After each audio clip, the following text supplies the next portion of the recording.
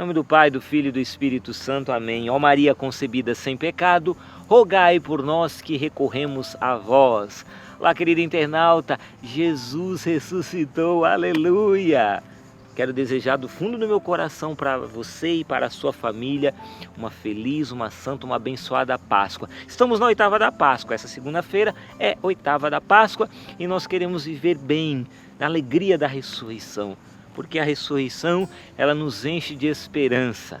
Sabemos que a vida não se resume a isso aqui, né? A vida, ela se torna eterna. Em Cristo, ela se torna eterna. E o Senhor venceu a morte. Venceu a morte, venceu o pecado, venceu todo o mal, todo o sofrimento. E com Ele nós somos mais que vencedores. Mais que vencedores pela virtude daquele que nos amou. Alegremo-nos, é Páscoa. Jesus vive e é o Senhor. Aleluia! Bom, meu irmão e minha irmã, vamos prosseguir na nossa reflexão sobre o Catecismo da Igreja Católica, sobre os fiéis leigos. E a partir do número 901 a 903, vai falar sobre a participação dos leigos no munus sacerdotal de Cristo. Na semana anterior, refletíamos a respeito do que é o leigo e de ele estar inserido na sociedade, de levar esse fermento do Evangelho no meio do mundo. E nós citávamos aqui o exemplo do nosso segundo elo, da nossa comunidade de aliança, que são irmãos e irmãs missionários como nós, mas que estão ali inseridos no mundo, com sua profissão, na sua cidade, ali na sua diocese, fermentando, né? Fecundando as pessoas com essa beleza do carisma Canção Nova. E o fiel leigo, nós até citávamos na semana passada o exemplo desse beato, jovem, né, que morreu aos 15 anos, Carla Acutis, que aproveitou as oportunidades e acabou sendo instrumento de conversão e de mudança de vida para o seu porteiro, que vivia na religião hindu e passou a ser católico, cristão, né, graças ao testemunho coerente de Carla Acutis.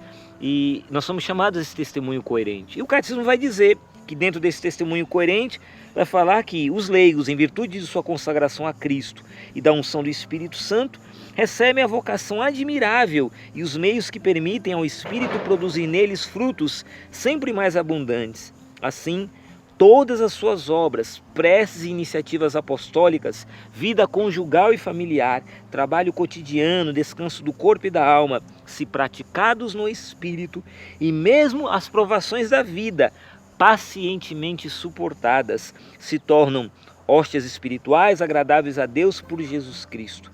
Hóstias que são piedosamente oferecidas ao Pai com a oblação do Senhor na celebração eucarística. É assim que os leigos consagram a Deus o próprio mundo, prestando a Ele em toda parte, na santidade de sua vida, um culto de adoração. Veja, o leigo então que a partir do seu sofrimento, a partir da sua realidade de vida, ele se faz hóstia. Como diz São Pedro na sua primeira carta, no capítulo 2, versículo 5, hóstia espiritual, agradável a Deus por Jesus Cristo. O leigo então na sua realidade de vida e no seu sofrimento, fielmente suportado por amor a Deus, por amor a Cristo, ele se oferece, ele se faz hóstia, se faz oferta, se faz sacrifício, sacrifício de amor. Eu quero, nesse Luz da Fé, trazer para você, eu gostaria de continuar ainda a reflexão a respeito desse beato que nós falávamos na semana anterior, Carla Acutis, porque ele ilustra bem exatamente fazer-se essa hóstia espiritual, agradável a Deus. Eu falava na semana passada de que ele havia adquirido, contraiu uma leucemia fulminante, e eu gostaria de trazer alguns detalhes a respeito disso, desse calvário que ele teve que viver, essa entrega, esse ofertório. E conta que em 2006, no verão de 2006, o jovem Carla Acutis chegou para sua mãe e perguntou o seguinte: você acha que eu devo virar padre? Olha a pergunta dele. Acha que eu devo virar padre? E a mãe dele respondeu: você irá vendo isso sozinho, Deus mesmo irá revelando isso a você. E aí, em outubro daquele ano, Carla adoece. Parecia então ser uma gripe normal, mas ele acabava de terminar a apresentação de um vídeo com propostas de um voluntariado para os alunos do Leão 13, um trabalho que lhe havia custado muito tempo e que considerava muito importante. A data da projeção desse trabalho era o dia 4 de outubro, mas ele não pôde ir.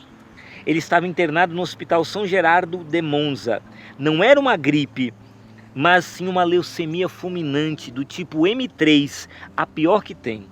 Não havia nenhuma possibilidade de recuperação para ele. Logo depois de atravessar as portas do hospital, ele disse à sua mãe: "Daqui eu não saio." Mais tarde disse a seus pais: "Ofereço ao Senhor os sofrimentos que terei que padecer pelo Papa e pela Igreja, para não ter que estar no purgatório e poder ir direto para o céu." Os sofrimentos chegaram. Mas quando a enfermeira lhe perguntava como ele se sentia, ele respondia: "Bem, tem gente que está pior do que eu. Não acorde a minha mãe, que está cansada e iria se preocupar mais."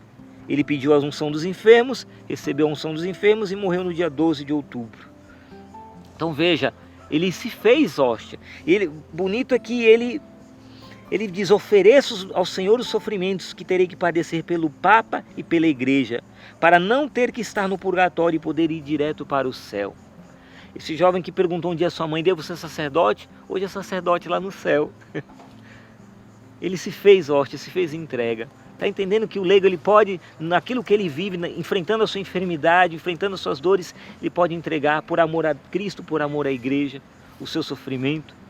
Eu quero terminar falando de um outro leigo, outros leigos da nossa igreja. Agora um pouquinho antes, bem antes, né?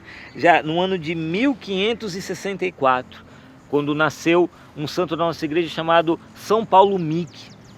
Ele foi um grande evangelizador do Japão. São Francisco Xavier, ele evangelizava o Japão, ali foi um grande evangelizador do Japão, e depois dele veio São Paulo Miki para continuar essa evangelização. E conta que São Paulo Miki, nessa evangelização, ele foi ali, né, na época do imperador Toyotomi Hideyoshi. E esse imperador, ele era simpatizante do catolicismo na época, mas de uma hora para outra, sem ninguém entender, ele se tornou um feroz opositor, um perseguidor da igreja de Jesus ali no Japão. E ele então começou a perseguir, né, os missionários franciscanos, espanhóis que tinham chegado ali para evangelizar. E aí o que acontece? Esse imperador prendeu 6 franciscanos e logo depois prendeu São Paulo Miki e prendeu com ele outros 2 jesuítas e 17 leigos terciários foram presos. Os 26 cristãos sofreram terríveis humilhações e torturas públicas. Foram levados em cortejo de Miyako a Nagasaki e foram alvo de violência e zombaria pelas ruas e pelas estradas. Eles então foram ali e eles foram sendo levados para o sacrifício. E aí conta-se que todos eles, né, foram mortos ali. São Paulo Miki, e junto com São Paulo Miki tinham jovens, tinham adolescentes.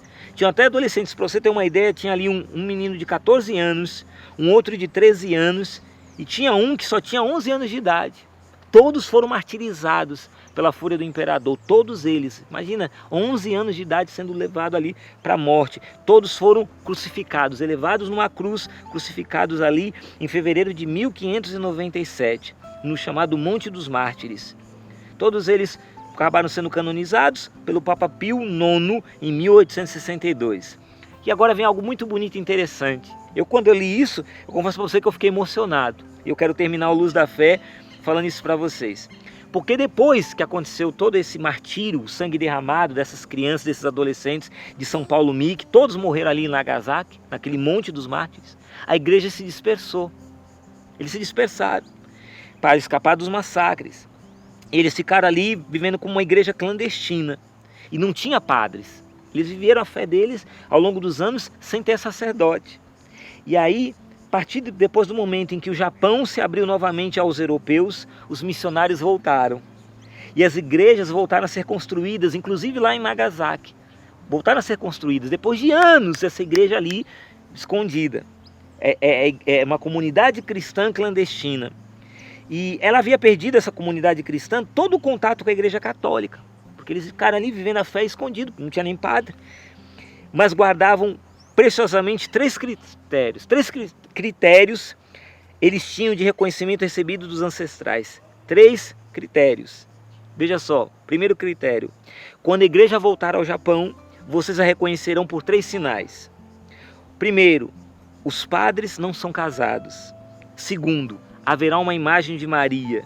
E terceiro, esta igreja obedecerá ao Papa Sama, isto é, ao bispo de Roma. Eles chamavam de Papa Sama, bispo de Roma, ou seja, o Papa. E foi assim que aconteceu 2 séculos e meio depois, quando os cristãos do Império do Sol Nascente puderam reencontrar com sua Santa Mãe, a Igreja. Reconheceram a Igreja por esses 3 sinais. Os padres não são casados, vocês vão ver uma imagem de Nossa Senhora, de Maria, e vocês vão ver que essa igreja ela presta obediência ao Papa. E eles voltaram a se reencontrar com a sua mãe, a Igreja, 2 séculos e meio depois. Derramaram o sangue, mas permaneceram fiéis. Pensa nisso. Quero pedir mesmo ao final desse Luz da Fé essa graça de que sejamos católicos, cristãos, fiéis, leigos, fiéis. E que no nosso sofrimento possamos nos fazer hóstia viva, agradável a Deus, hóstia espiritual. Que possamos nos entregar com amor, por amor a Cristo e por amor à Igreja. Amém. Deus abençoe você, permaneça fiel até o fim, vale a pena. Feliz Páscoa. Até o próximo programa, se Deus quiser. Um forte abraço.